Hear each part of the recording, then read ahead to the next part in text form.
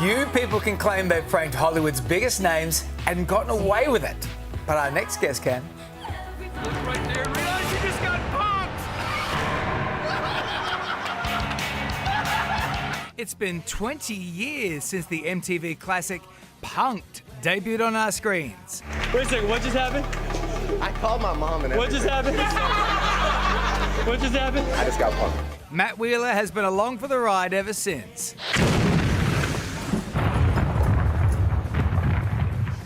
Dude.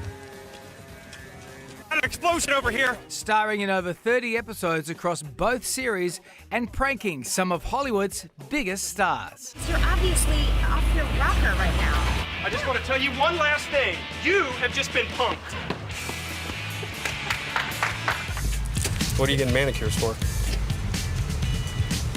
Because I like manicures. I was obsessed with this show. We are delighted to have the very talented Matt Wheeler with us live from New York. Hey, Matt, how are you? How are you guys? What a fun trip down memory lane. Punked was your first big TV gig, right? 20 years on, we're still talking about it. Tell us about how you landed that gig.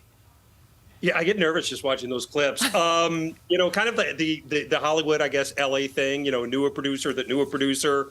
I kept bugging the people from Punk to let me audition. I went in once. They're very thorough in the vetting process. So I think I had to go back maybe 7 or 8 times before, at the time, Ashton Kutcher and Jason Goldberg were like, okay, we're going to give you the shot.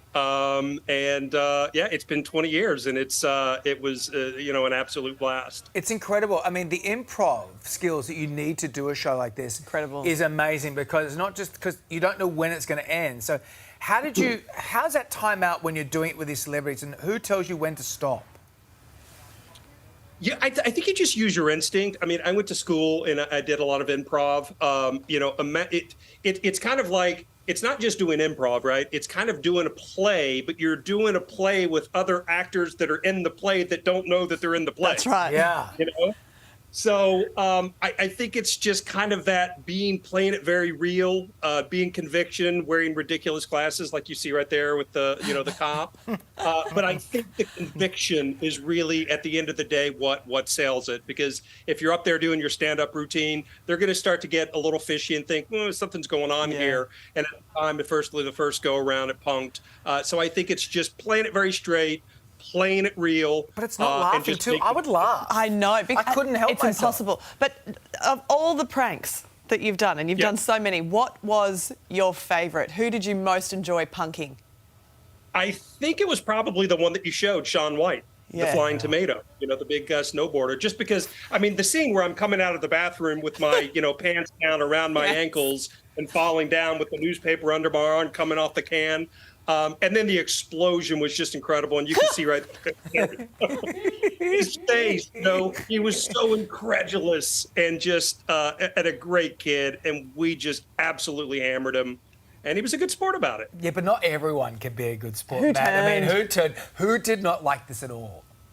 The last time around with Chance the Rapper, DaBaby. I don't know if you guys know who DaBaby is. Rapper. He was not very cool about it. He wasn't happy about it. He wasn't having it. He had a bunch of people with him. We trapped him in this little sort of scenario where it was like a huge chemical spill, and he was not happy about it. But we got through it. Tell us about that reboot with Chance the Rapper. How excited were you to have another shot at taking on this show? It was amazing. I mean, to work with Jeffrey Katzenberg and Meg Whitman and obviously Chance the Rapper. I missed, working with Ashton Kutcher, but Jason Goldberg, one of the original executive producers, and Nick Kreis, and they were on the show. They're both great. They're both super funny, very prepared. But as far as working with one or the other, 2 totally different styles, but I absolutely loved working with them both. And the bummer about it was the show was doing really well, and of course COVID happened, and then Quibi failed, and it didn't work out. Well, I tell you what, you just have worked with so many legends, and I want to talk to you about Key and Peele. Keegan-Michael Key and Jordan Peele. That show is just, it's a classic all-time show. It gets revived all the time too. How is it working with these 2 guys? I will say, aside from the Punk people who are great, Jordan and Michael, and Key and Peele, two of the nicest guys that you will ever meet, and the smartest guys that you will ever meet. And they're the kind of guys that as soon as you sit down in the makeup chair, they're asking about you. I'm coming in as a guest star. I'm not a big star. And they just have a way of making you feel very comfortable. And it starts from the top and it's all the way down to the bottom. So just all around really good vibes on that set.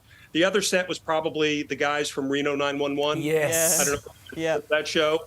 Incredibly funny, but they're just pros, they're just pros and they're just really good people. So that was an absolute blast. What a life you're having, I Matt. know. What a career. We love your work. Congratulations. You've given us some great laughs over the years. Thanks so much for chatting to us today. Thanks, Matt. Guys, thank you so much for having me. Bye-bye. See you, Matt. Hey there, Today fans. Sarah and What's my name again? Carl. Hey, thanks for watching our YouTube channel, though. Subscribe now for more news, special reports, and amazing Aussie stories. And Carl misbehaving, Whoa, of course. that never happens. Always happens. What's she talking about?